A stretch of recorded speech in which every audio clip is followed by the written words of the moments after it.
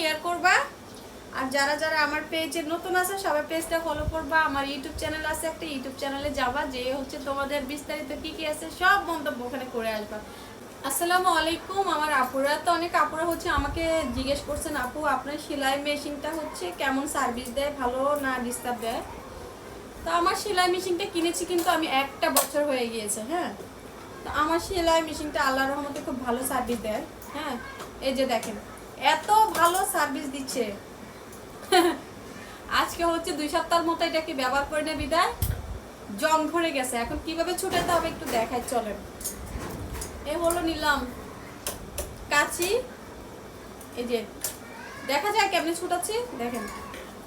প্লেটটা ছুটায় হচ্ছে তারপরে কি করতে হবে, এটাকে ঠিক করতে হবে। দেখেন কতটা কষ্ট, ফিতা ছুটাইতে হবে। ফিতা ছুটাইলাম, এবার শোয়াইতে হবে। সরি, মিশিং শোয়াইতে হবে গাইস। মিশিং বন্ধুরা আপুরা মিশিং শোয়াইতে হবে, মিশিংকে শোয়াইতে হবে। শোয়াইছি, এবার হচ্ছে ববিন কেসটা বের করলাম। আমার অবস্থা দেখেন, ববিন কেস বের করতে গিয়ে আমি হচ্ছে পুরো স্যাডেলটা খুলে ফেলছি।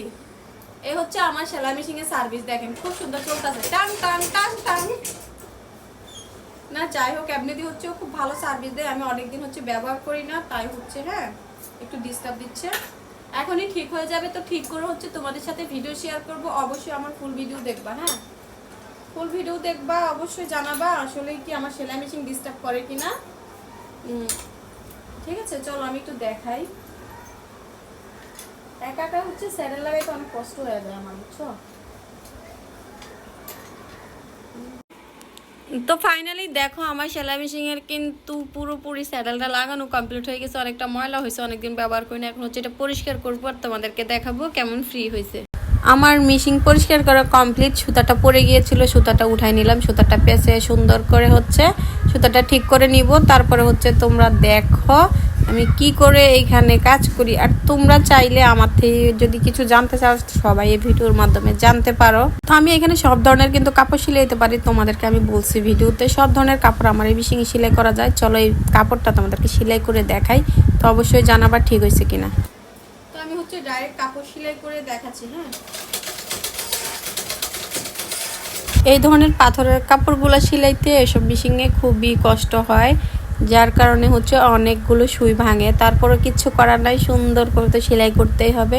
যেহেতু শখের জিনিস তো সবসময় সুন্দরই হতে হয়, ভালো হতে হয়। তাই তো কিছু করার নাই, তাই তো সেলাই করে নিচ্ছি। তো দেখতে থাকো তোমরা। যেটা কিন্তু সেলাই হয়েছে, ঠিক আছে, এটাতে হচ্ছে পাথর আছে। তারপরও দেখো আমি কি সুন্দরভাবে সেলাই করে নিচ্ছি। হ্যাঁ দেখাই, নাও তো বিশ্বাস করবো কি, দেখছো এটার মধ্যে হচ্ছে পাথর আছে।